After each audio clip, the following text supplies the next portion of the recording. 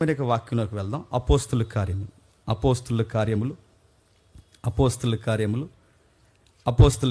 17వ అధ్యాయం, క్షమించండి 7వ అధ్యాయం. అపోస్తుల కార్యములు 7వ అధ్యాయం. అపోస్తుల కార్యములు 7వ అధ్యాయం మొదటి వచనం నుండి. ప్రధాన యాజకుడు అందుకు స్తెఫను చెప్పినది ఏమనగా, సహోదరులారా, తండ్రులారా, వినుడి.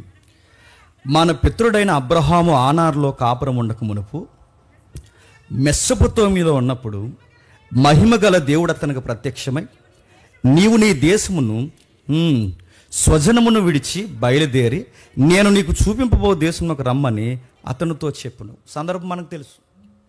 అపోస్తుల కార్యాన్ని ఎప్పుడు చదివినా అక్కడ జరుగుతున్న పరిస్థితుల్లో నుంచి అపోస్తుల కార్యాన్ని చదవండి, మర్చిపోవద్దు. ఈరోజు ఒక స్పెషల్ డే ఉంది, మదర్స్ డే.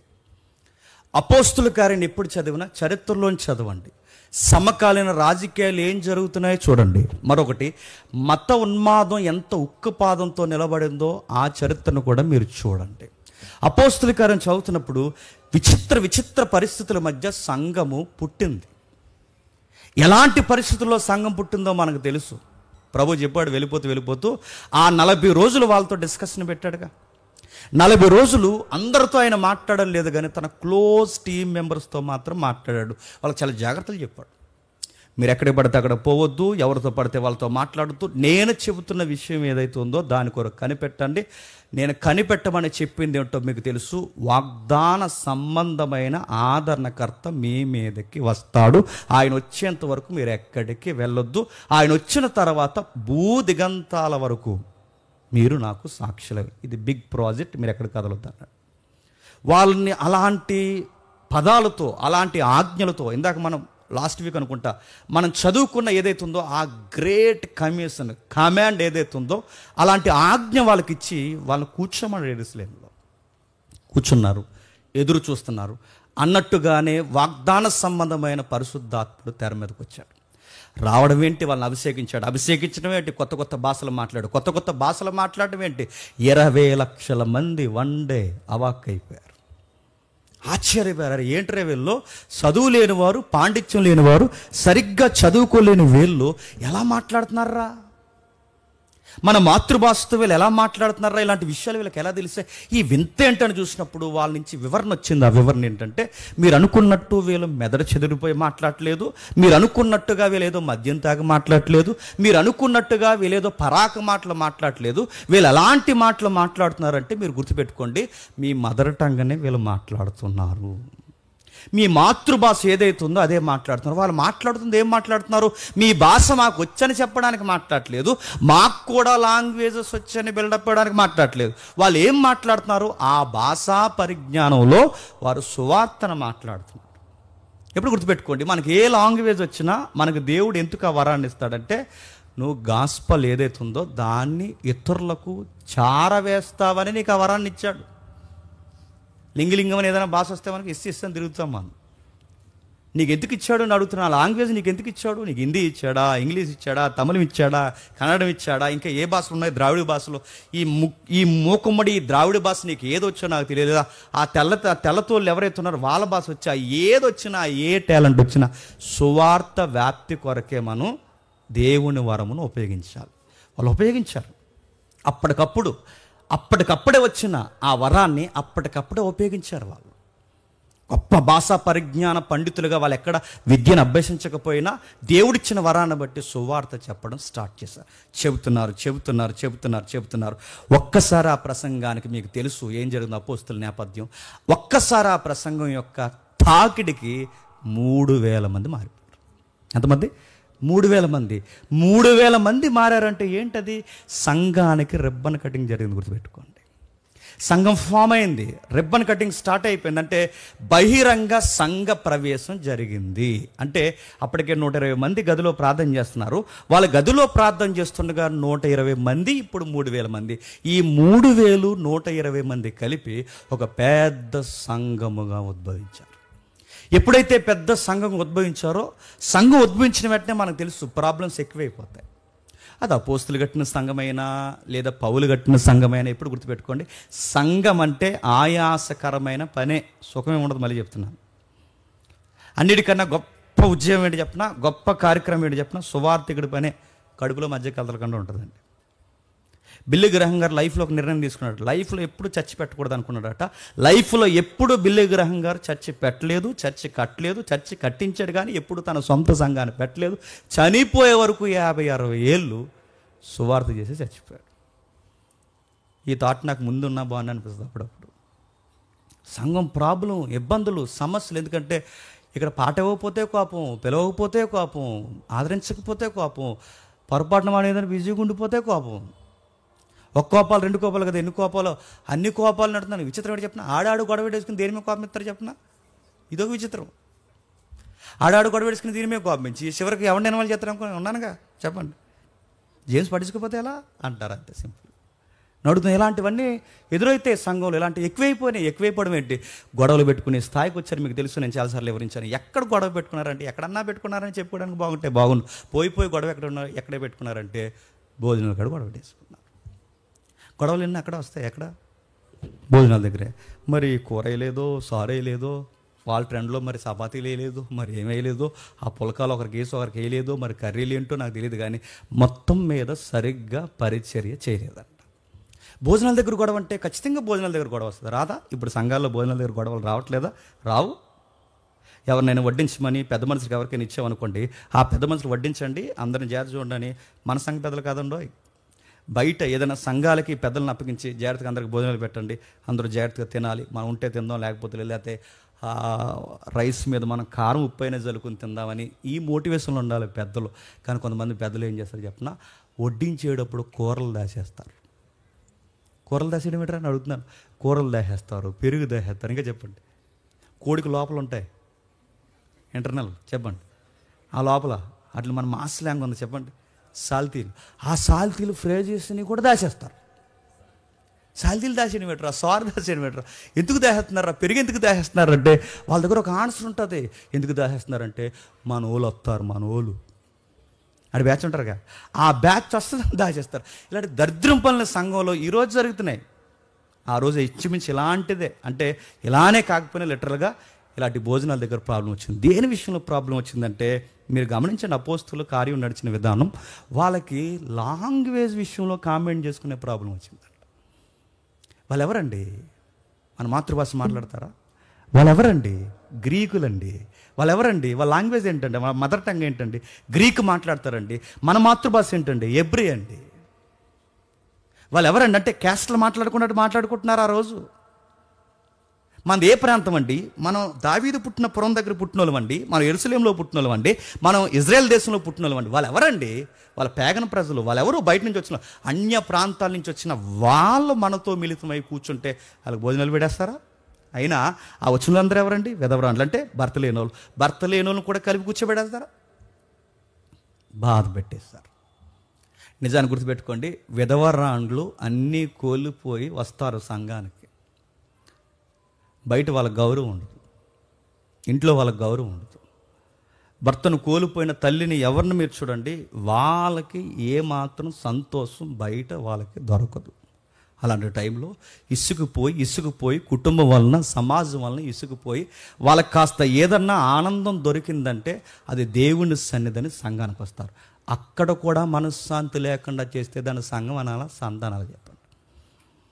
అక్కడ కూడా మనశ్శాంతి లేకుండా అయిపోయిందంట.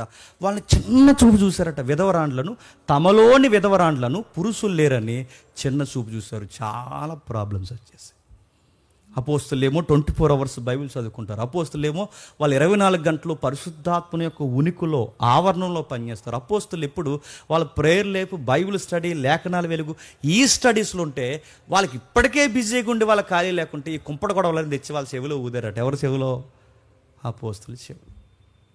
వాళ్ళు ఏమన్నారు, ఇంకేటీమీ లేదు, ఇంక రేపు నుంచి మేమే పెడతాం భోజనాలు అన్నారా? మనం అయితే అదే అంటాం. ఇంక వాళ్ళు ఎందుకంటే ఇంక మేమే బకెట్లు కట్టుకుంటాం, మేమే వడ్డించేస్తాం అంటాం. ఇది రాంగ్ డిసిషన్. మళ్ళీ చెప్తున్నా, ఈ టీం కాకపోతే ఇంకొక టీము, ఆ టీం కాకపోతే మరొక టీముని సెలెక్షన్ చేయాలంటే మనకు తెలుసు చాలాసార్లు మాట్లాడుకున్నాం. టీంకి క్వాలిఫికేషన్స్ ఏమన్నా ఉన్నాయంటే వాడికి మొట్టమొదట బైబుల్ బాగా తెలియాలి. గాలి గొట్టంగాడు ప్రతి ఒక్కడు టీం మెంబర్ అయిపోడు. మళ్ళీ చెప్తున్నాను, టీం మెంబర్కి కావాల్సిన మరొక క్వాలిఫికేషన్ ఏంటంటే వాడికి కాస్తంత బైబిల్ మీద ఆసక్తి పెరిగిన లక్షణాలు కనబడాలి, వాడికి సాక్ష్యం ఉండాలి, పరిశుద్ధాత్మ అనుభవించే విధానం ఉండాలి. ఇలాంటి లక్షణాలు రైట్, వీడు బాగున్నాడు, వీడి గతం వేరు ప్రస్తుతం వేరు బాగున్నాడని మన దృష్టికి మనకు అనిపిస్తే ఆడి సాక్ష్యం బాగుందంటే వాడిని కన్ఫర్మ్ చేసి అపోస్తులు ఇచ్చిన బాధ్యత లాంటి టీం మెంబర్ వాడికి ఇవ్వాలి. అందుకే వాళ్ళు నిర్ణయించుకున్నారు, గొడవలన్నీ ఎక్కడవుతాయంటే నడిపించే వాళ్ళకి తిరమ లేకపోతే చెప్పండి గొడవలు అవుతాయి. నడిపించే వాళ్ళంటే ఎవరు? సీరియస్గా నా వైపుగా చూసేకండి, చెప్పండి. ఉన్నారు కదా మన ఎల్డర్స్, అంటే మనం పోల్చుకొని చెప్తున్నాను, మన ఎల్డర్స్ ఎవరైతే ఉన్నారో వాళ్ళు సరిగ్గా యాక్టివ్ రోల్ పోషించకపోతే ప్రాబ్లమ్స్ వస్తాయి సంఘంలోనికి. వాళ్ళ చుట్టాలను ఒకలాగా మిమ్మల్ని ఒకలాగా, వాళ్ళ తాలూకులను ఒకలాగా మిమ్మల్ని ఒకలా చూస్తే సంఘంలో ఆత్మీయ ఎదుగుదల లేని వాళ్ళు వాళ్ళ స్థితిని బట్టి ఆ స్థాయిలోనే వాళ్ళు ఆలోచిస్తారు, బాధపడతారు, కామెంట్ చేస్తారు. వాళ్ళ కామెంట్స్ గొడవకి కారణాలు అయిపోయినాయి. అపోస్తుల దగ్గర తీసుకొచ్చారు, అపోస్తులు ఒక మాట అన్నారు, సరే టీమేగా ప్రాబ్లం, టీం మార్చేద్దాం. ఎవరైతే ఈ ప్రాబ్లానికి కారణంగా ఉన్నారో ఆ 7 మెంబర్స్ని పక్కన పెట్టండి, మరి కొత్త 7 ఎవరైతే ఉన్నారో వారిని తెర మీద తీసుకురండి. తీసుకొచ్చారు, క్వాలిఫికేషన్ ప్రకారం నియమించారు. ఆ నియమించినప్పుడు దేవుడు బాగా వినండి, వీరిని అపోస్తులు పరిచర్య కొరకు, అంటే భోజనాలు వడ్డించే పరిచర్య కొరకు అపోస్తులు వీరిని నియమిస్తే అందులో ఒక అబ్బాయిని మాత్రం దేవుడు వేరేగా నియమించాడంట. ఎలా వేరేగా నియమించాడో ఎప్పుడు గుర్తుపెట్టుకోండి. సంఘంలో ఏదన్నా పని మనకు అప్పగించినప్పుడు అది చిన్నదో పెద్దదో బాధ్యతగా చెయ్యాలి. ఇంకెవరు లేడా అస్తమాల నాకే చెప్తారా అనకూడదు. అలా అన్నావంటే నువ్వు వేస్ట్ గడివి. మరి చెప్తున్నా తమ్ముడు, ఆ పని చేయన్నప్పుడు ఇంకెవరు లేరన్న ప్రతిసారి నాకే చెప్తావు అనకూడదు. మళ్ళీ చెప్తున్నాను, నీకు నేను అప్పగిస్తున్నానో పక్క వాళ్ళు అప్పగిస్తున్నారు కాదు, ఎవరో ఒకరు ఒక పని అప్పగిస్తున్నారంటే ఈ పని నెక్స్ట్ పెద్ద పనికి దేవుడు నీకు క్వాలిఫికేషన్గా, నీకు ఒక మెట్టుగా దేవుడు పిలుస్తాడు. అందుకే బరకాల మడతెట్టే పని కూడా నమ్మకంగా చేయండి. నేను చూస్తాను లేదో నాకు తెలియదు, కానీ పరలోకమందున దేవుడు ఖచ్చితంగా ఎవరు ఏ పని నమ్మకంగా చేస్తారు. చాలామందికి ఉండే బాధ అండి చెప్పిన, ఇంకా ఎన్ని పనులు చేస్తే ఏముందండి గుర్తింపు లేనప్పుడు. అంటే నిన్ను ఎవరు గుర్తించాలి? గిన్నిస్ బుక్ గుర్తించాలా? నిన్ను ఎవరు గుర్తించాలి చెప్పండి? ఏమైనా ఇంకా లిమ్కా బుక్స్ ఏమి ఉన్నాయిగా, ఆ బుక్స్లో ఏమో రాయి. నిన్ను ఎవరు గుర్తించాలి? గుర్తించాల్సిన వాడు గుర్తిస్తాడు. ఎవరు గుర్తిస్తాడు?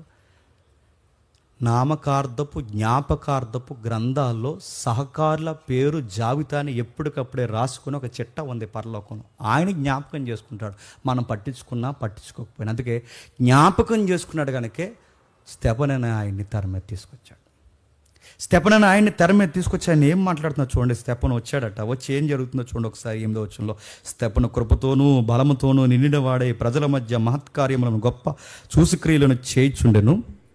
అప్పుడు లిబెర్తీలు కొందరును, కురేనీలు కొందరును, అలెగ్జాండ్రియా ఏరియాలో ఉన్న కొందరును, కిలికియా దానికి పక్కనున్న మరొక ఏరియా కిలికియా నుండి కొందరును, మెజారిటీ ఆసియా నుండి వచ్చిన కొంతమంది పండితులు స్టెఫెనుతో డిబేట్ చేయలేకపోయారట. ఎప్పుడు గుర్తుపెట్టుకోండి, పరిశుద్ధాత్ముడు మనతో ఉన్నాడు అనుకోండి, పండితులు మన ముందు మాట్లాడినా చెప్పండి అల్లాడించేస్తాం వాళ్ళని. గుర్తుపెట్టుకోండి, పరిశుద్ధాత్ముడు సహవాసం అనుకుంటే వాళ్ళ పిహెచ్డి క్యాండిడేట్లా ఎవరైనా, వాళ్ళు ఏ స్టాండింగ్లో ఉన్నవాడైనా మనం ఎత్తుకునే సబ్జెక్ట్కి బైబిల్ ఇలా కూడా ఉంటుందా అని వాడు అవాక్ అవ్వాలి. వాళ్ళు చెప్తారు, ఈయన మాట్లాడుతున్న ప్రసంగం తట్టుకోలేకపోయారట. వచ్చింది ఎవరు? కిలికియా చిన్నోళ్ళ. ఆ కిలికియా టీం మెంబరే, ఆ తార్స్ కిలికియా టీం మెంబరే యాక్టివ్ మెంబర్ ఎవరు చెప్పండి? పండితుడు పౌలు ఉన్నాడు అక్కడ. అవరు సౌలు ఎవరైతే ఉన్నారో సౌలు గారి టీం మెంబరు. గలిలయ అనే ఒక యూనివర్సిటీ ఉంటే, బాగా వినండి, క్షమించండి, గమలీయేలు అనే ఒక పెద్ద ఆయన ఉంటే, ఆ యూనివర్సిటీలో ఆయన పెద్ద ఆయన ఆ రోజుల్లో ఆయన దగ్గర విద్య నేర్చుకోవడం అనేది అదృష్టం. ఆ రోజుల్లో విద్య నేర్చుకోవడం అనేది ధన్యత. ఆ రోజుల్లో ఆయన దగ్గర విద్య నేర్చుకోవడం అనేది గొప్ప.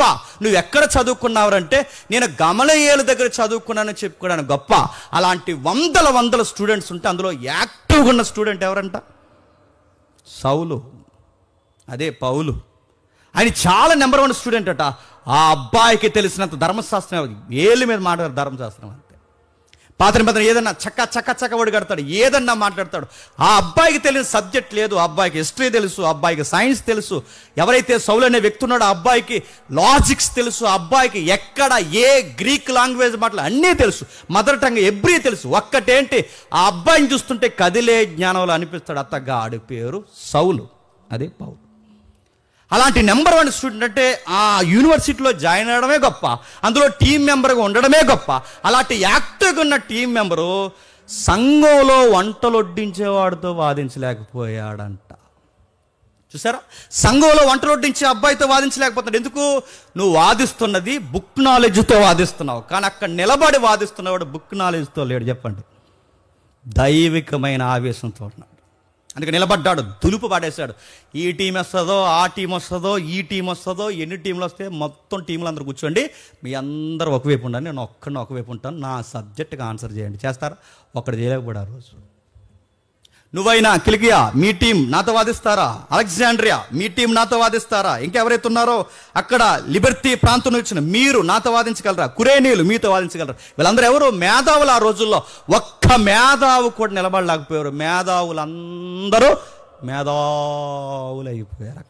ఎక్కడ స్టెఫెను ప్రసంగం తాటికి తట్టుకోలేకపోయారు. మామూలు విషయాలు మాట్లాడా. అబ్రహాముని ఆయన ప్రూవ్ చేస్తున్న విధానం చూస్తుంటే నేను అనుకుంటాను, హిస్టరీలో ఎంతకన్నా బాగా కోట్ చేసే ప్రసంగికుడు నాకు తెలిసి ఆ హిస్టరీ ప్రసంగాన్ని అంత బాగా కోట్ చేసినాడు ఆ బుక్లో ఇంకంత బాగా ఎవరు కనబడరు. పౌలుకి ముందు తొలి అడుగు వేసింది ఎవరైనా ఉన్నారంటే ఆ బుక్లో ఆయనే. హిస్టరీని ఎంత బాగా కోట్ చేస్తారు. ఇప్పటికీ స్టెఫెన్ కోట్ చేసిన ఆ హిస్టరీ రెఫరెన్స్ని కాదనగలమా?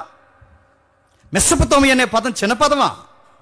ప్రపంచ నాగరికత పుట్టిందే అక్కడ, నదుల నాగరికత పుట్టిందే అక్కడ, మనిషి ఊపిరి పీల్చుకున్నదే అక్కడ.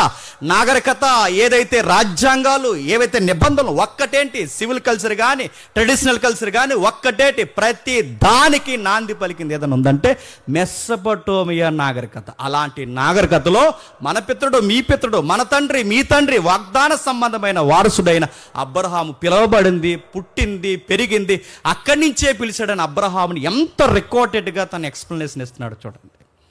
అద్దరు కొట్టేసాడు ఆ రోజు ప్రసంగం. అంతేక 7వ అధ్యాయం ప్రసంగం అంతా మీరు ఇంటికి కింద చదవండి. ఎక్కడ అబ్రహాము, ఎక్కడ తర్వాత జనరేషన్, ఆ 12 మంది ఎక్కడ, ఆ 12 మందిలో మళ్ళీ యోసేపు ఎక్కడ, అందులోంచి యాకోబు ఎలా వచ్చాడు, అక్కడి నుంచి వాళ్ళు చెర నుంచి బయటకు ఎలా వచ్చారు, ఆ చెర నుంచి బయటకు వస్తున్నప్పుడు అక్కడ వారియర్గా నిలబడిన మోసే ఎలాంటి టైంలో దేవుని చేత ఆ పొద దగ్గర పిలవబడ్డాడు. ఒక్కటేంటండి, హిస్టరీని, జాగ్రఫీని, అన్ని విషయాలు కలిపి ఆయన కలగలిపి ప్రసంగం అలా ముందు పడేస్తే తట్టుకోలేకపోయారు. వాళ్ళు నో ఆన్సర్స్, వాళ్ళ దగ్గర క్వశ్చన్స్ లేవు, ఆన్సర్స్ లేవు, ఏమీ లేవు.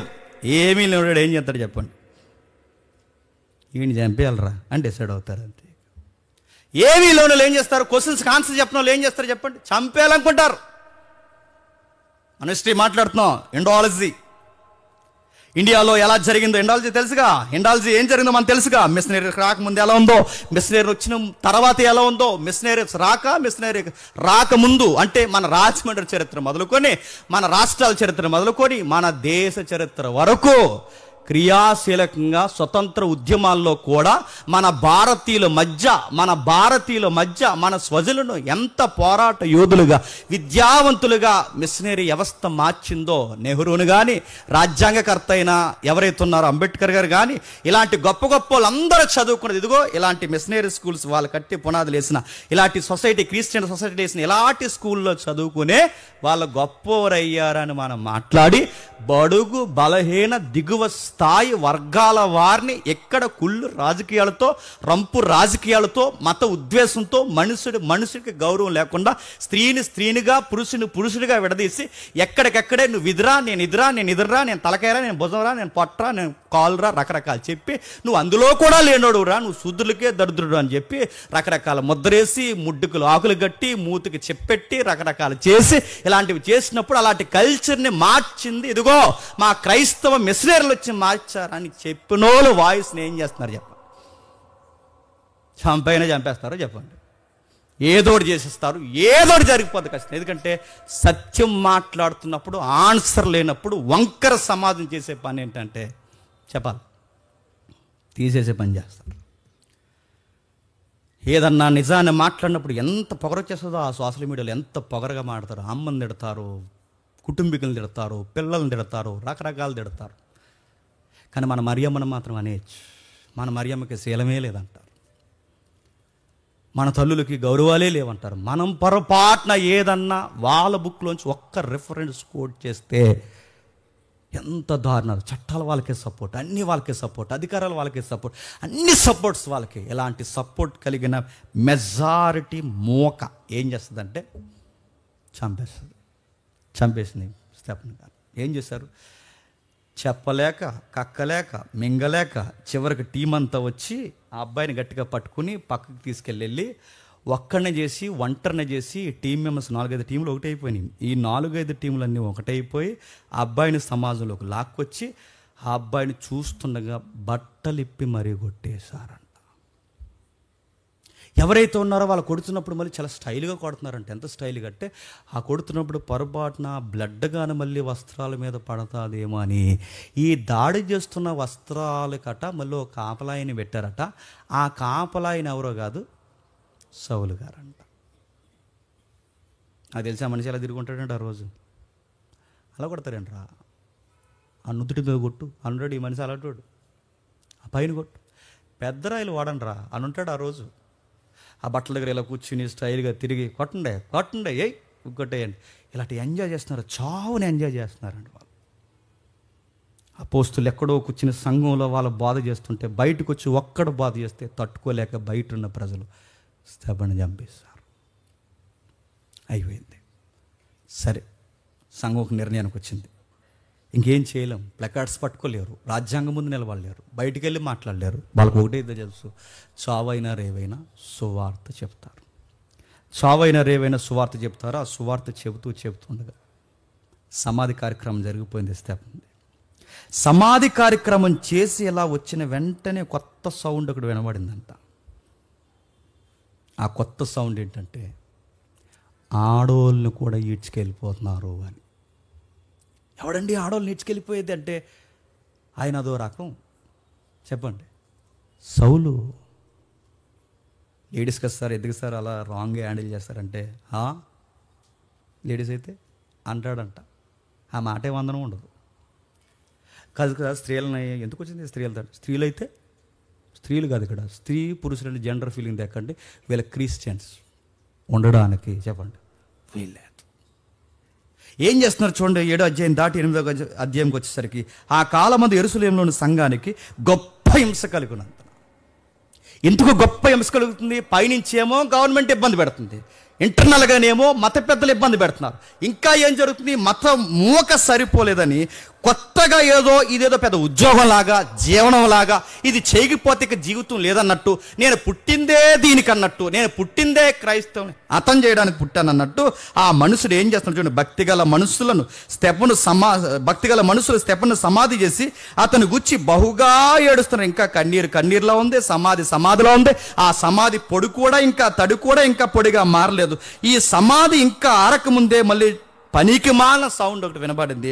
సౌలైతే ఇంటింటా చొచ్చి పురుషులను స్త్రీలను ఈడ్చుకొని పోయి దొంగ కేసులు పెట్టించి చెరసాల్లో వేయించి సంఘమును పాడు చేస్తూ వచ్చాడట. ఇప్పుడు గుర్తుపెట్టుకోండి, సంఘాన్ని పాడు చేస్తే సంఘ నాయకుడు స్పందిస్తాడో లేదో నాకు తెలియదు, కానీ సంఘాన్ని పాడు చేస్తే సంఘ పెద్దలు స్పందిస్తారో లేదో, కానీ సంఘాన్ని పాడు చేస్తే ఎవరు స్పందిస్తారు చెప్పండి? రక్తమిచ్చి సంపాదించినాడు స్పందించడా? రక్తమిచ్చి సంపాదించినవాడు సంఘాల్లో ఏదన్నా జరిగితే స్పందిస్తాడు. సర్వేగంగా వస్తాడు, ఎగేసుకుని వస్తాడు, ఎదురు నిలబడతాడు, మాస్ వార్నింగ్ ఇస్తాడు. ఏం తన్నుతున్నావు? ముదుకొనలకి ఎదురు తంటున్నావు, ఎగురు పద్దుకోవాలి ఏమనుకుంటున్నావు? సౌలు, ఇంక స్పేస్ ఇస్తున్నాను, అవకాశం ఇస్తున్నాను. అమాయకులని వాళ్ళ ఇష్టం వచ్చినట్టు నువ్వు గలిబిలి చేస్తూ ఉంటే ఊరుకుంటాను అనుకుంటున్నావా? ఆయన స్పందిస్తాడు. ఆయన సంఘాన్ని గురించి ఆయన చెప్పుకున్న స్టేట్మెంట్ మనకు తెలుసు. ఆయన ఏమన్నాడు? ఆ పౌలు నోట వినిపించాడు, ఇదిగో ఎవడైనను సంఘమును పాడు చేస్తే చెప్పండి వాడు నేను పాడు చేస్తాను అన్నాడు. సంఘానికి ఎదురు తిరిగిన వాడు రాజకీయ వ్యక్తి అయినా, సంఘానికి ఎదురు తిరిగేవాడు మత పెద్ద అయినా, సంఘానికి ఎదురు లేసేవాడు ఎవడైనా, సింహాసనం మీద కూర్చున్న ఆయన గడ్డ కింద చేయబెట్టుకుని ఈ కుప్పు గంతులన్నీ చూస్తాడు. ఒకేసారి పీక మీద అడిగేసి చెప్పండి ఖతము, ఓకే చంపాడేస్తాడు.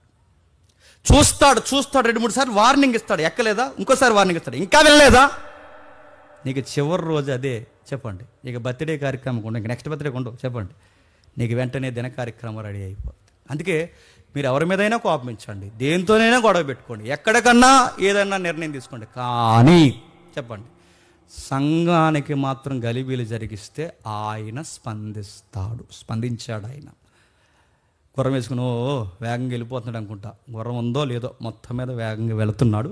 ఆ వేగంగా వెళుతుండగా 8వ అధ్యాయం దాటి 9వ అధ్యాయంకి వచ్చాం. 9వ అధ్యాయంకి వచ్చేసరికి ఆయన గురించి విచిత్రంగా రాయబడింది. ఆ పదం ఏంటంటే కొన్ని పత్రాలు తీసుకున్నాడు, అధికార పత్రాలు ఏంటి, ఇప్పుడు ఈయన ఎవరినైనా కొడితే కేసులు ఉండవు అన్నమాట, ఇంకా దొమ్మిలో పోవాలి. పౌలు గారు వెళ్ళి ఎవరినైనా కొడితే మరి మానవ హక్కులు, ఆ హక్కులు, ఈ హక్కులు, గౌరవాలు, పౌర హక్కులు అంటారు, ఆ రోజు ఉన్నాయి ఈ రోజు ఉన్నాయి. ఆ గౌరవపదమైన హక్కులకి భంగనం కలిగించాడు. ఇదిగో మీ రోమా సామ్రాజ్యం కింద ఉండగానే మమ్మల్ని ఈ మనుషుడు కొడుతున్నాడన్న ఒక కేసు ఆయన మీద పడకుండా ఉండాలని అధికార పత్రాలు తీసుకుని, అంటే గవర్నమెంట్ పర్మిషన్ మత పెద్దల ద్వారా ఇంటర్నల్ ఫీలింగ్లోకి వెళ్ళిపోయి అక్కడి నుంచి ఒక అధికార పత్రాలు తెచ్చుకుని, అంటే రేపు పొద్దున ఇంకెవడు ఏమనకూడదు, ఎవడన్నా నీకు ఏంట్రా ఇలా కొట్టడానికి నీకు ఏం పర్మిషన్ ఉందంటే ఇలా చూపిస్తాడనమాట. ఏంటి చెప్పండి, గవర్నమెంట్ నాకు ఇచ్చిన పర్మిషన్,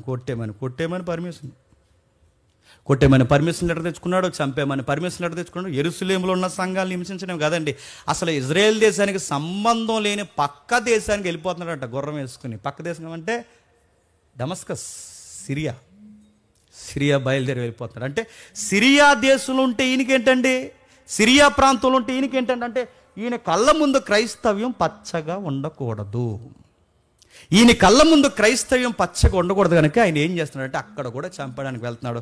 ఎదురొచ్చేసాడు ప్రభు, ఎవరిని హింసించడానికి వెళ్తున్నావు అంటే, ప్రభువా మీరెవరు అన్నారు. నీకు విషయం చెప్పనా, నువ్వు వాళ్ళని హింసిస్తున్నావు, వీళ్ళని హింసిస్తున్నావు, స్త్రీలను హింసిస్తున్నావు, పురుషుల్ని హింసిస్తున్నావు, క్రైస్తవులను హింసిస్తున్నాను అనుకుంటున్నావు, కానీ నువ్వు హింసిస్తున్నది సాక్షాత్తు ఎవరినో తెలుసా, నన్నే హింసిస్తున్నావు. అదేంటి, నేను వీళ్ళని హింసిస్తే నీకు గాయమవడం ఏంటి, నేను వీళ్ళనంటే నువ్వు బాధపడడం ఏంటి, ఇక్కడ సంఘంలో ఏదో జరిగితే మీరు డిస్టర్బెన్స్ అవ్వడం ఏంటంటే, ఆయన చెప్పే ఆన్సర్ ఏంటో తెలుసా, సంఘము నా దేహం అయితే ఆ దేహానికి శిరస్సు ఎవరు, నేను. నా దేహానికి గాయమైతే స్పందన ఎక్కడొస్తుంది, ఎక్కడ. ఇప్పుడు చెప్పండి, సంఘానికి ఏదన్నా ఇబ్బంది ఎవరి వలనన్నా కలిగితే యాక్షన్ ఎక్కడి నుంచి స్టార్ట్ అవుతుంది చెప్పండి, శిరస్సు నుంచి ప్రారంభం అవుతుంది. శిరస్సు ఎప్పుడే స్పందించింది, నువ్వెవరనుకుంటున్నావు, నువ్వు హింసిస్తున్న యేసుని నేనే. ప్రభు అది కాదు ప్రభు అంటే, మారు మాట్లేదు, కళ్ళు పడిపోయాయి, ఏం అర్థం అవట్లేదు, జీవితం చాలా వెలుగుమయంగా ఉన్న జీవితం ఒక్కసారి అంధకారంగా మారిపోయింది. సంఘానికి మెల్లగా ఒక వార్త తెలిసింది, సౌలు మారిపోయాడంట. సంఘానికి ఒక వార్త తెలిసింది, సౌలు మారిపోవడమే కాదు సువార్తికుడిగా మారిపోయాడంట. ఊపిరి పీల్చుకున్నారు, అమ్మయ్య ఒకరు మారిపోయారు. స్త్రీలను కూడా చూడకుండా హింసించేవాడు మారిపోయాడు, పురుషులను స్త్రీలను ఒకేలా కొట్టి హింసించేవారు మారిపోయారు. సంఘం ఊపిరి పీల్చుకుంటుంది. ప్రభుత్వం దాడి ఎలా ఉన్నా మనలో మనకి యూదులు ఉన్నవారు మనల్ని హింసిస్తున్నప్పుడు ఇది బాధాకరమైన విషయం. సరే, సౌలు మారిపోయాడని అందరూ ఊపిరి పీల్చుకుంటున్నారు, బాగానే ఉన్నాయి పరిస్థితులు. మత పెద్దలు తగ్గారు, మతంలో యాక్టివ్గా ఉండే సౌలు లాంటి వారు మారిపోయారు, అంతా బాగుందిలే అనుకునే సమయానికి మళ్ళీ సంఘం మీదకు ఒక వార్త వచ్చింది. ఆ వార్త ఏంటంటే, ఈసారి ప్రభుత్వం ఇన్వాల్వ్ అయిందంట. అంతకుముందు మత ఉన్మాదులు టీమ్స్గా దాడి చేశారు స్టెఫను మీద. అంతకుముందు ప్రత్యేకమైన ఏదో జీవితం ఇదే అన్నట్టు శ్రద్ధ తీసుకుని చంపేయడానికి బయలుదేరాడు ఈ సౌలు. ఆ మతమోకపోయారు. చెప్పండి, ఈ సౌలు మారిపోయాడు. సరే అమ్మయ్య అంతా బాగుంది పరిస్థితి అనుకునే సమయానికి గవర్నమెంటే తిరగబడిందంట. తిరగబడి ఏం చేసిందంటారా, ఈ క్రిస్టియానిటీలో యాక్టివ్గా ఉండే మెంబర్స్ ఎవర్రా, 3 పేర్లు తెర మీదకి వచ్చాయి, పేతురు, యోహాను, యాకోబు. ఈ 3 పేర్లు తెర మీదకి వస్తే దగ్గరగా దొరికేసే వాళ్ళు ఎవరు ఉన్నారా, 2 తలకలు అయితే త్వరగా దొరికేస్తాయండి అన్నారు. ఎవరు, పేతురు, యాకోబు దొరికేశారు. తీసుకెళ్లారు. చూస్తుండగానే యాకోబుని ఏం చేస్తున్నారు ఒక్కసారి 12వ అధ్యాయం చూడండి. మనం అధ్యాయాలు దాటుకుంటూ వస్తున్నాం. 12వ అధ్యాయం. దాదాపు అదే కాలమందు రాజైన హేరోదు సంఘపు వారిలో కొందరిని బాధ పెట్టుతూ బలత్కారంగా పట్టుకుని అతడు పోయాడంటే చెప్పండి ఈడు తయారయ్యాడు. అతను మారిపోయాడంటే ఇప్పుడు హేరోదు సంఘానికి విరుద్ధంగా మారిపోయాడు. అంటే ఒక్కరు పోతే ఒకటి. ఎప్పుడు సంఘం గుర్తుపెట్టుకోండి, సంఘానికి వస్తే బాధలు సంఘంలో నుంచైనా వస్తాయి, సంఘానికి వస్తే బాధలు బయట నుంచైనా వస్తాయి, సంఘానికి వస్తే బాధలు చెప్పండి ప్రభుత్వం నుంచైనా వస్తాయి. మొత్తం మీద సంఘానికి ఏదో ఒక తలపోటు చెప్పండి ఉంటుంది. ఏదో ఒక తలపోటు సంఘానికి లేకపోతే ఏం చేస్తాం? కానుకలన్నీ కలిపి వారానికి ఒకసారి చెప్పండి కాక ముక్కడు ఒకేసుకుని తినేసి వెళ్ళిపోతాం. ఇక్కడి నుంచి బోధలు ఏడేసుకుంటాం. అడుగుతాను ఏ బాధ లేకపోతే సడన్గా గుర్తొచ్చి దేడు చెప్పండి. మనసు ఆనందంగా ఉంటే ఎక్కడ పోతాం? రెస్టారెంట్కి పోతాం. మనసు ఆనందంగా ఉంటే ఏం చేస్తాం? బిర్యానీ ఉడుకుని తినేస్తాం ఇంట్లో. మనసు ఆనందంగా ఉంటే, మనకు ఆనందం ఉంటే మన పొట్ట ఏం కోరుకుంటా చెప్పండి చెప్పండి కానా పేనా చెప్పండి సో అనా. ఇదే కదా మనం కోరుకుని ఎంజాయ్ ఏదో ఉందంటే అదేగా. అలాంటి ఫీలింగ్స్ వస్తాయి. అందుకే సంఘానికి ఏదో ఒక శ్రమ ఉంటుందండి, ఇబ్బంది ఉంటుందండి, సమస్య ఉంటుందండి. అందుకే దేవుడు మన జీవితంలో సంఘ జీవితంలో ఏదో ఒకటి ఉంటుంది. అది లేకపోతే మన ప్రేయర్లో వెయిట్ ఉండదు, మన ప్రార్థనలో బరువు ఉండదు. ఆ బరువు ఉండాలంటే దేవుడు ఏదో ఒకటి చేస్తూ ఉంటాడు. ఈరోజు ఎంతమంది వచ్చారు, నా నోరు ఆగదో అయినా చెప్తున్నాను. నేను నాకున్న దరిద్రం అనుకోలే, మరి ఏమనుకోలేదు తెలియదు. కానీ కొంతమంది సవాల్ చేస్తున్నారు బయట నుంచి, సంఘానికి జనం ఎలా వస్తారో చూస్తాం. ఇదిగో ఎలా వస్తారు నేను చెప్తున్నాను. ఎలా వస్తారు? వచ్చారు, కుర్చీలు సరిపోనంత వచ్చారు. బయట నుంచి అంటున్నారు ఎలా వస్తారో మేము చూస్తాము అని వాళ్ళ మెదడులో చెడగొట్టడానికి ప్రచారకర్తలకు కొంతమంది మారిపోయారు. నేను అడుగుతున్నాను, వస్తారు. మీరు ఎంత ఆపాలనుకున్నా, సత్యం వినాలనుకున్న వారు వస్తారు, ఎలాగైనా వస్తారు. అందుకని అడుగుతున్నాను, నిలబడిన మనలో ఆ ఫైర్ ఉంటే, నిలబడిన మనలో పరిశుద్ధాత్ముడు ఉద్దేశం ఉంటే, ఉద్యమం ఉంటే ఖచ్చితంగా పబ్లిక్కి ఆ సెగ చాలా గట్టిగా తగులుతుంది. యాకోబుని చంపేస్తే ఆగిపోతారా? స్తెఫను చంపేస్తే ఆగిపోతారా? రకరకాల వ్యక్తుల్ని ప్రభుత్వమే చొరవ తీసుకుని చంపేస్తే ఆగిపోతారా? ఆగలేదు కనుక ఆగలేదు. వచ్చారు. ఏ రోజు అన్నాడట బలత్కారంగా పట్టుకుని. ఇంకా అరెస్ట్ వారెంట్లు ఏ వారెంట్లు లేవు. కనీసం అతనికైనా వారెంట్ ఉంది. ఎవరికి? కనీసం ఆయనకి ఏదో పర్మిషన్ సర్టిఫికేట్ ఉంది. ఈయనకి ఎందుకు ఉంటుంది? ఎందుకంటే రాజుకు కోపం వస్తే దెబ్బలకు ఏముండదట, ఫ్రీ. రాజుకు కోపం వస్తే దెబ్బలు కొద్దిగా ఉంది, కొట్టడానికి పట్టుకోవడానికి ఇంకేమి వెనక ముందు లేదు. అరెస్టుల మీద అరెస్టులు చేసినట్టు ముఖ్యంగా ఇద్దరిని పట్టేసుకున్నారు, లోపల తీసుకెళ్ళాడు. ఏం చేస్తున్నాడు చూడండి. యోహాను సహోదరుడైన యాకోబుని ఖడ్గము చేత చంపించి, స్తెఫను చంపేశారు. స్త్రీలను చంపేసే ప్రయత్నం చేశారు, పురుషులను చంపేసే ప్రయత్నం చేశారు. సంఘాన్ని ఎంత బాధ పెట్టాలో అంత బాధ పెట్టారు. ఇప్పుడు సంఘాన్ని బాధ పెట్టడం కాదు, ఇప్పుడు తలకాయని చెదరగొడుతున్నారు. సాతానుగాడు ప్రభుత్వాలు మతాలు చేసే పని ఏంటంటే, మందకాపర్ను కొట్టామనుకోండి చెప్పండి, మందంతా పరారవుద్ది. అందుకే యుద్ధాలు చేస్తున్నప్పుడు, పూర్వకాలపు యుద్ధాలు, రాజుకు ముందు ఒకడు ఉంటాడు జెండా అట్టుకుని, ఇలా జెండా ఎగురుతుంది కదా ఇలాగా, అలా వాళ్ళకి సంబంధించిన జెండా ఇలా ఎగురుతుంది. ముందు ఎవరిని టార్గెట్ చేస్తారు చెప్పిన? ఆ జెండా పట్టుకుని కొడేస్తారు ముందు. టార్గెట్ ఆడికే సరిగ్గా జెండా పట్టుకుని ఆడిని కొడితే ఆ జెండా కింద పడిపోతుంది. జెండా పక్కనే ఉంటాడు ఎవరు చెప్పండి? కింగ్. ఆ రాజుని కూడా కాల్చిపడేస్తారు. ఎప్పుడైతే జెండా గాడిని కింగ్ని కాల్చిపడేశారో ఇంక యుద్ధం అవసరం లేదు, వెనకాల ఉన్న వాళ్ళందరూ పారిపోతారు. అందుకే నిర్ణయం తీసుకున్నారు, తలకాయల్ని లేపేయాలి అని. తలకాయల్ని తీసేయాలని. ఎవరిని తీసేస్తున్నారు తలకాయల్ని? స్తెఫను యాక్టివ్గా ఉంటే ఆ తలకాయని తీసేస్తారు. ఇప్పుడు యాక్టివ్గా ఉండే పేతురుని తీసుకొచ్చేస్తారు. ఇప్పుడు ఇదిగో మళ్ళీ యాకోబుని తీసుకొచ్చారు. యాకోబుని చూస్తుండగా ఖడ్గం చేత చంపేశారు. ఎందుకు చంపేశారు సార్? మీకు యాకోబు గారికి ఏమన్నా పర్సనల్ వారు ఏమైనా ఉందా అని అడిగితే, అసలు యాకోబుని అంత ముందు అంత ఎక్కువగా చూసిన గొడవ ఏమీ లేదు ఏ రోజుకి. సార్ గవర్నమెంట్ ఏమైనా ఎదిరించాడా, లేకపోతే ఏమైనా పన్ను కట్టనన్నాడా, ట్యాక్స్ విషయంలో ఏమైనా ఇబ్బంది పెట్టాడా? అసలు యాకోబు గారిని చంపేసేంత కారణాలు ఏమున్నాయి సార్ అని అడిగితే, కారణాలు ఏమీ లేవు, కానీ నేను ఎందుకు చంపేశానంటే పబ్లిక్ ఇష్టమని చంపేశాడంట. పబ్లిక్ ఇష్టమని చంపేస్తారంటే కొంతమంది అధికారులు ఉంటారు, పబ్లిక్ ఇష్టం అని తెలిస్తే పేడైనా తింటారు. అధికారులు కూడా దరిద్రం బుద్ధి అది. పబ్లిక్ పొగుడుతారంటే పేడేటి గడ్డేటి ఇంకా చెప్పండి, ఏదైనా తింటారు, దొల్లుతారు, ఎగురుతారు, పబ్లిక్ నుంచి మన్నను పొందుకోవడానికి ఏదైనా చేస్తారు. అందుకే చూడండి, ఈ రాజకీయ నాయకులు వీళ్ళు ప్రచారానికి వచ్చినప్పుడు పొలిటీషియన్స్గా ఆ టైంలో ఆ పొలిటికల్ వేలు వస్తుందిగా 5 సంవత్సరాలకు ఒకసారి, లేదా పంచాయతీ ఎలక్షన్లో లేదా మున్సిపల్ ఎలక్షన్ వచ్చినప్పుడు, అలా వచ్చినప్పుడు అందరూ మన దగ్గరకు వచ్చి బామను ముద్దెట్టేసుకుంటారు, అమ్మను ముద్దెట్టేసుకుంటారు, ముసలోని ముద్దెట్టేసుకుంటారు, అందరు పెట్టేసుకుంటారు. ఈ మధ్య అందరిని ముద్దు పెట్టుకుని ఎవ్వరు చూడకుండా వెనక్కి వెళ్ళి శానిటైజర్తో కడిగేసుకుంటారు. ఎంత ప్రేమో, ఎంత అనురాగం అంటే పబ్లిక్ ఇష్టమైతే నేను అడుగుతున్నాను, ఏదైనా చేస్తారు పబ్లిక్ మన్నన కోసం. అధికారులకి బుద్ధి గడ్డి తింటాది. అదే చేశాడు. ఎందుకు చంపేసావయ్య అని అడిగితే వాళ్ళు చెప్తున్నారు, ఎందుకు చంపేసాం, పబ్లిక్ ఇష్టం. యూదులకి క్రిస్టియన్స్కి పడదు కనుక యూదుల ఓటింగ్ ఎక్కువ, క్రైస్తవ ఓటింగ్ తక్కువ.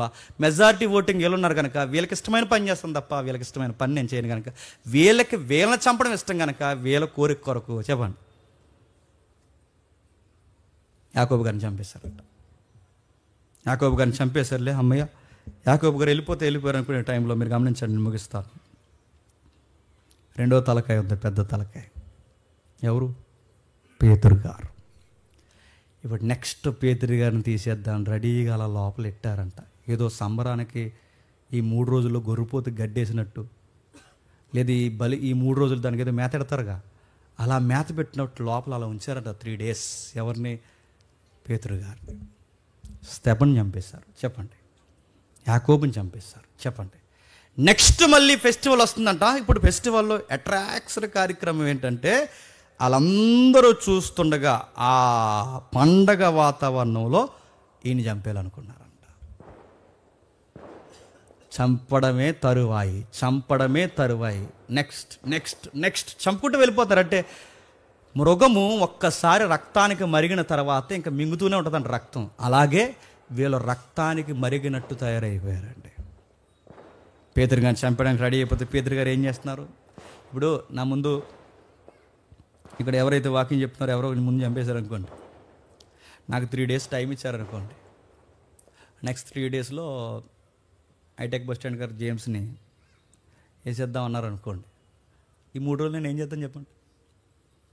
నీకు దండం పెడతాంట, నన్ను వదిలేంట అంటానా? అనాలా? మనమైతే ఏమంటాం చెప్పండి? 3 రోజుల్లో చంపేస్తారన్న వార్త 3 రోజులు అవ్వకముందే ఇంకెందుకు చచ్చిపోతాను, ఇప్పుడే ఊపిరి బిగిసి చచ్చిపోతాను నేను అడుగుతున్నాను. నా ముందు ఎవరినైనా చంపేస్తే నెక్స్ట్ యాక్షన్ ఎలా ఉంటుంది చెప్పండి? పరార్, మోషన్స్, ఇంకేమన్నా చెప్పండి? చలిజ్వరం. ఆని చంపేసి ఆని లెగిస్తే ఈయన చంపేసి ఈయన లెగిస్తే ఈయన చంపేసి రకరకాలు చంపేస్తుంటే అధ్యక్షుని చంపాడు ముందు నన్ను అడిగితే. అధ్యక్షుని చంపేసి తర్వాత అధ్యక్షుని చంపేసి తర్వాత చంపేస్తే నేను అడుగుతాను, నెక్స్ట్ ఇంకా మైపాల్ సీన్ గారు ఉన్నారు వచ్చి అధ్యక్ష చేయండి అంటే ఏం చేస్తారు? అలాగే కానిమ్మంటాను అక్కడి నుంచి వస్తున్నాను, లోపల నడిపించాను కానీ ఏం నడిపించు, బతుకుంటే ఏదో ఆకు తింటాం, ఆకు చెప్పండి, ఏం ఆకు? నీకు అన్నం నీకు నీ సంఘానికి నీ నోరు కుదురుండదు, మేము పోతామని పోతారా పోరా చెప్పండి. తమ్ముడు గారు వెళ్తున్నాం, బతుకుంటే పరదేశంలో కలుద్దాం. అయినా దేవుడు మళ్ళీ ఎదురెళ్ళిపోయి చచ్చిపోమన్నాడా? ఎన్ని డైలాగులు, ఎన్ని ఫిలాసఫీలు ఇవన్నీ వస్తాయి. కానీ పేతురు గారు మనలాంటి కంగారోడు కాదు, పిరుగోడు కాదు. చంపుతారా? చంపనే. స్టెఫన్ చంపారా? చంపనే. నెక్స్ట్ నన్ను చంపుతారా? చంపనే. మరి ఏం చేస్తారు సార్ ఈ టైంలో అంటే? ఏముంది, ప్రేయర్ చేసుకుంటాను, రెస్ట్ ఉంటే ప్రశాంతంగా నిద్రపోతాను. అలాంటి గుండెలు ఉండాలండి. ఎంత టెన్షన్ వచ్చినా ప్రశాంతంగా నిద్రపోయే గుండె, అలాంటి గుండె మనకు కావాలి. పేతురు గారు ప్రశాంతంగా నిద్రపోవడం మన పేతురు గారు అరెస్ట్ అయ్యారంటే బయట వాళ్ళు నిద్రపోవట్లేదు 6 రోజుల నుంచి. పేతురు గారు అరెస్ట్ అయ్యారంటే సంఘానికి నిద్రలేదు, కానీ ఆయన లోపల ఏం చేస్తున్నాడు? ప్రేయర్ చేసుకుని ప్రశాంతంగా నిద్రపోయి, లేపితే తింటాడు, లేకపోతే నిద్రపోయి ఉంటాడు, లేదా ప్రేయర్ చేసుకుంటాడు. ఎంత రెస్ట్లో ఉన్నాడో. సంఘం మాత్రం గోజాడేస్తుందంట, దేవా దయచేసి తలకాయలందరినీ తీసేస్తున్నారు, పేతుర్ని ఎలాగైనా సరే విడుదల చేయి ప్రభువా, ప్లీజ్ ప్లీజ్ ప్లీజ్ అని ఎన్నో అనేకమైన ప్రార్థన విజ్ఞాపనలు చేస్తూ పేతుర్ని విడుదల చేయి ప్రభు అంటే ఈ మనిషికి అసలు విడుదల మీదే లేదు. లోపల కూర్చున్నాడు, నిద్రపోతున్నాడు. ఎంత నిద్రపోయాడంటే దేవదూత లేపి ఆ సంఖ్యలు, ఆ ద్వారబంధాలు ఉంటాయి చూసారా, గేట్స్, మెయిన్ గేట్స్ ఏవైతున్నా ఆ గేట్స్ బదలగొట్టి దేవదూత ఇలా చేయబట్టుకుని ఆ సౌరస్తా జంక్షన్, అదే మన 4 రోడ్ల జంక్షన్స్ ఏవైతుంటే మన రచ్చబండ్లు, ఆ ఊరికి జంక్షన్కి అక్కడ తీసుకొచ్చి పేతురు జాగ్రత్తగా వెళ్ళంటే ఇదంతా కళ అనుకుంటున్నాడంట. మీకు ఏమర్థమవుతుందంటే బహుశా ఈయన నడుస్తున్నప్పుడు కూడా ఒక కునికిలాగేసాడు అనమాట. ఎవరు చెప్పండి? ఈ మనిషి టెన్షన్ లేదండి, టెన్షన్ లేదు, వాళ్ళకి ఏ బాధ లేదు, చచ్చిపోతున్నా కంగారు లేదు. ఎందుకంటే వాళ్ళ గుండెల్లో బలంగా స్థాపించుకున్నారు, బతుకుంటే సువార్త చెప్తాం, చచ్చిపోతే ఆయన దగ్గరికి పోయి టైం అయిపోయింది ప్రభువా వచ్చేస్తాం. ఆ తెగింపు కలిగిన సువార్థికులు కనుక వాళ్ళు పెద్ద టెన్షన్ అవ్వలేదు.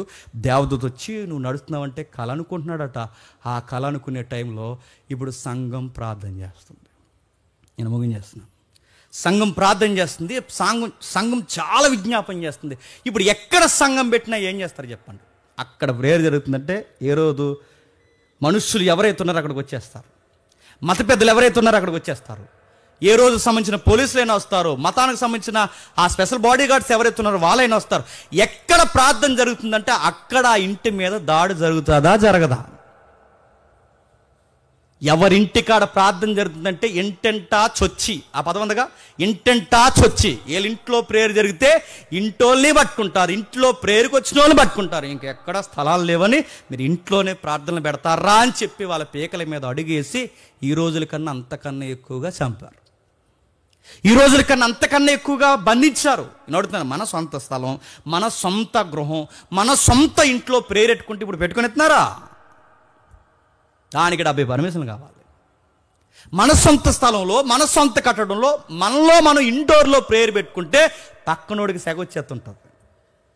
ఈరోజే ఇంత రాజ్యాంగ సౌలభ్యం ఉన్న ఈ రోజుల్లోనే ఇంత అసూయత చచ్చిపోతుంటే 2000 సంవత్సరాల క్రితం ప్రేయర్స్ పలానా వాళ్ళ ఇంట్లో జరుగుతున్నాయంటే ఆ ఇంటి యజమానిని ఏం చేస్తారు? మెడకాయ మీద తలకాయ చెప్పండి తీసేస్తారు. ప్రభుత్వానికి వ్యతిరేకమైన ప్రార్థనలు పెట్టేస్తున్నారా? ప్రభుత్వానికి వ్యతిరేకమైన మనుషులను తీసుకొచ్చి మీ ఇంట్లో కూర్చోబెట్టి చక్కగా మీరు భోజనాలు పెట్టి ప్రేయర్ చేయమని ఈ జీసస్ పేరు చెప్పి మీరు ఎలాంటి కల్లోలం మీరు సృష్టిస్తారు? ఎవర్రా ఇక్కడ పర్మిషన్ ఇచ్చింది? ముందు ఆ ఇంట్లోని బయటికి లాని చంపబడేస్తారు.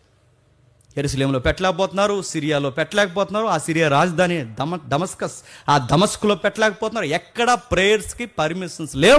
ఎక్కడైనా ఎవరింట్లో అయినా ప్రార్థనకి అవకాశం ఇస్తే ఆ ఇంటి యజమానికి చాలా ప్రమాదం.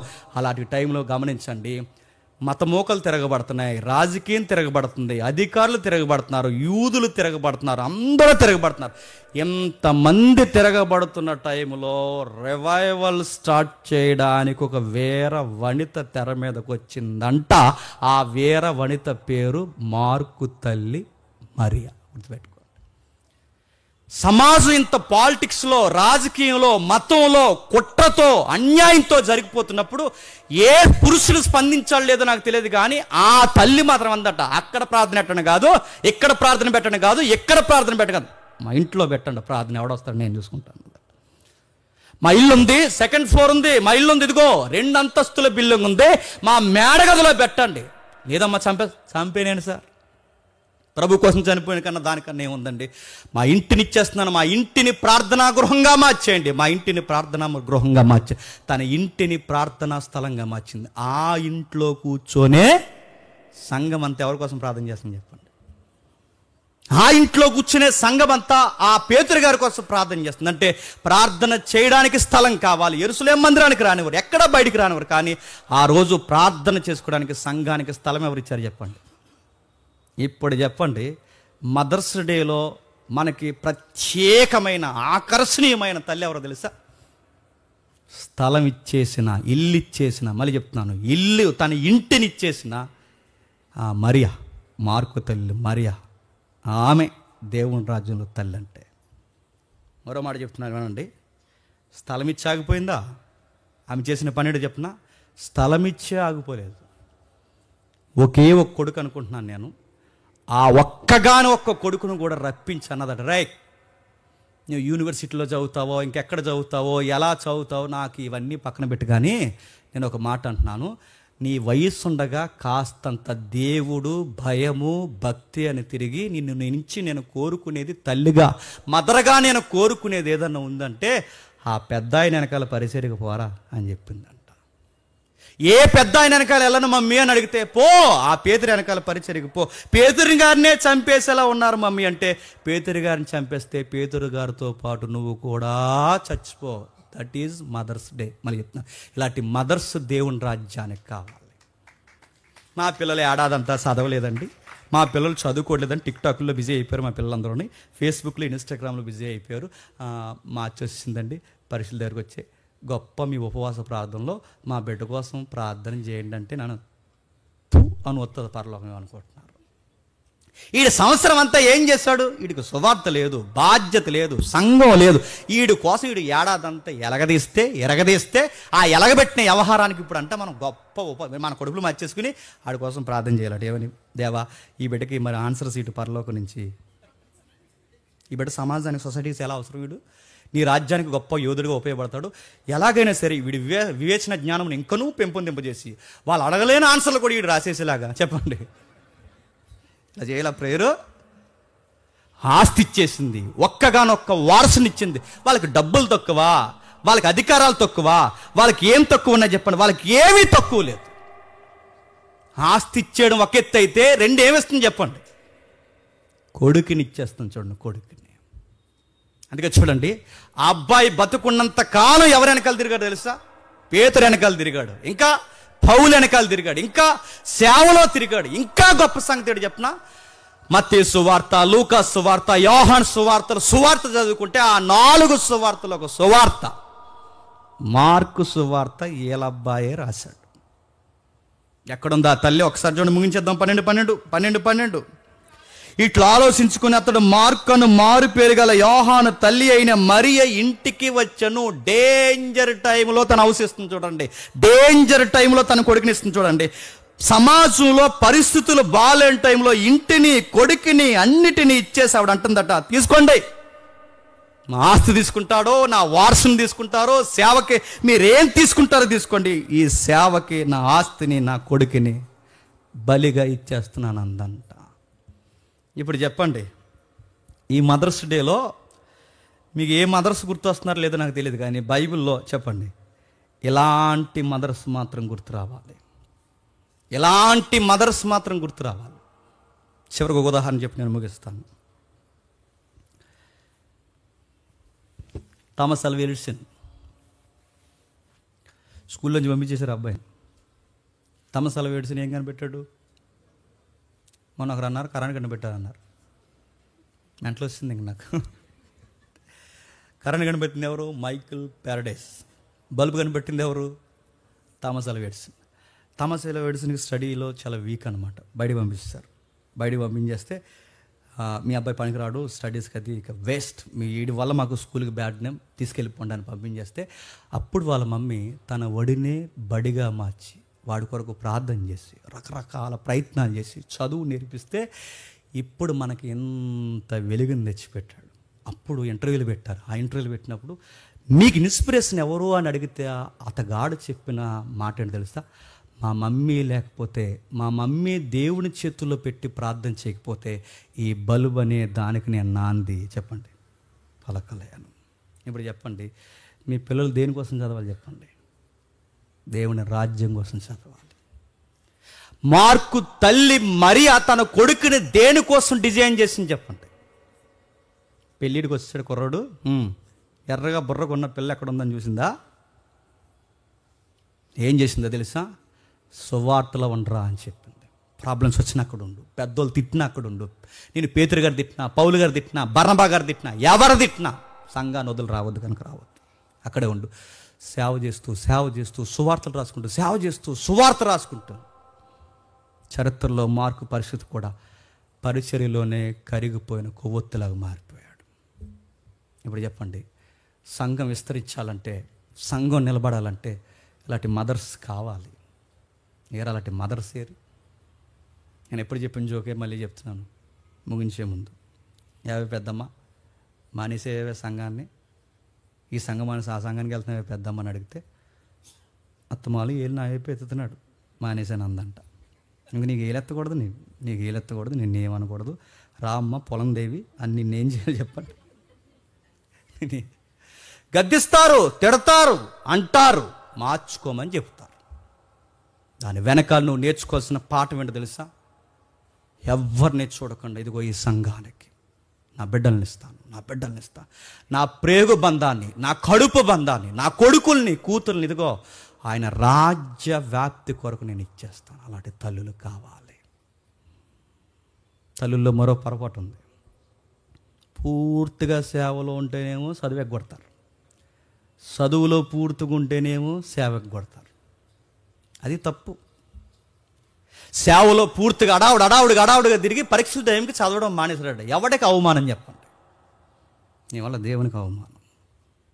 చదువు ఉండాలి, పరిచర్య ఉండాలి, బాధ్యత తీసుకోవాలి, పిల్లలతో మాట్లాడాలి. వాళ్ళ మీద మళ్ళీ చెప్తున్నాను, మమకారం ఎంతగా పెంచుకోవాలంటారే. నువ్వేమవుతావు లేదో నాకు తెలియదు, కానీ నువ్వు మాత్రం చెప్పండి సేవలో ఒక గొప్ప పాత్ర వాళ్ళు. ఆ రేంజ్లో నుంచి నువ్వు యేసయ్యను ప్రకటిస్తుంటే ఈ కళ్ళు చూసి నా గుండె ఒక్కసారి తరించిపోయి ఆ రోజు చచ్చిపోతే చాలరా. అలా టార్గెట్స్ ఉన్న మమ్మీస్ ఉన్నారా?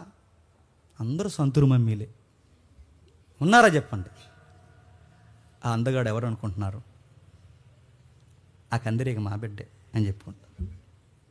అది కదమ్మా, ఆడు బండి తినంగా తోలుతలేదు, అలాగే తోలుతున్నాడు అడు అంటాడు. తోలుతాడండి, ఇప్పుడు తోలకపోతే ఇంకెప్పుడు తోలుతాడండి. నేను నెట్టేయాలి వెనకాల, ఆ వెనకాల బండికి నేను కట్టేసి ఆ 2 కాళ్ళకి ఈడిసేయాలని చెప్తున్నాను. కొడుకుల తప్పుల్ని, కూతుర్ల తప్పులు వెనకేసుకొచ్చే వాళ్ళు లేరు. తన్ని తాడదీక మళ్ళీ చెప్తున్నాను, వెనకేసుకొచ్చే వాళ్ళు లేరు, ఉన్నారు. ఒక ప్రార్థన ఉండదు, ఒక బైబిల్ ఉండదు, ఒక సహవాసం ఉండదు, ఏమి ఉండదు, ఒక భయభక్తులైన జీవితం ఉండదు. ఇలాంటి పనికి మాలిన వ్యవహారాలు దేవునికి వ్యతిరేకంగా చేస్తుంటే మీ బిడ్డలమ్మ అని చెప్పినప్పుడు సిగ్గుపడు, బాధపడు.